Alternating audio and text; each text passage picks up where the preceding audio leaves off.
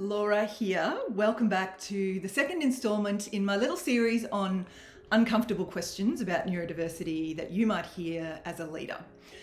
Today's question is one that I know lots of people leaders wrestle with from time to time. It's this question about if I give a particular accommodation to a neurodivergent team member, does that mean I'll have to give it to everyone?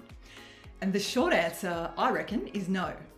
But sometimes it's worth asking yourself whether offering that adjustment more broadly might actually make work better for everyone. A lot of adjustments that support neurodivergent folks also make the workplace more comfortable, more productive, or just more pleasant for lots of other people.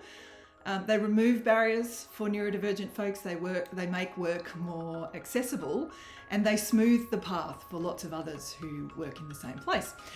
And there's another way of thinking about this. It's a bit of flipping of the script, and that's to realise that we already provide plenty of accommodations that benefit some colleagues, but not all. Think about the example of ergonomic chairs. I'm sitting on one right now. Those chairs improve the workplace for people who sit at desks, but they don't directly help colleagues who use wheelchairs or who work out in the field from their vehicles and are out and about most of the time. But they do make work better for everybody. It's a better workplace when there's not a whole lot of people walking around with sore limbs and sore backs and so on. Another example to think about is coffee machines and mugs in office kitchens. They are great for coffee drinkers, but not much use to people who never touch the stuff.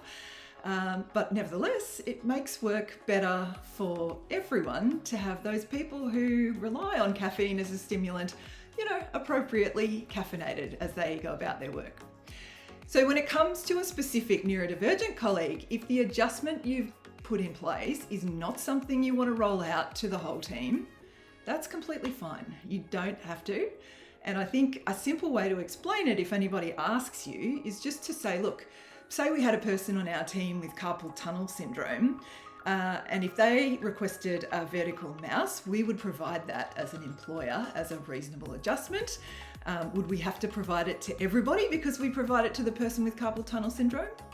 No, of course not. That vertical mouse is a tool that removes a barrier for the person with carpal tunnel syndrome, which is their wrist and hand pain, or excessive wrist and hand pain. Other colleagues don't face that barrier, so we don't need to give them the same adjustment. This is about equity, not sameness. I'll leave you with that thought. I hope it helps reframe today's question for you. And I'd love to hear your experiences with questions like this, how you've tackled them, how you've thought about them. Pop those in the comments. And of course, if you've got follow-up questions, pop those in the comments as well. We can draw on the collective wisdom of the online community and answer them together. Thanks for watching, and bye for now.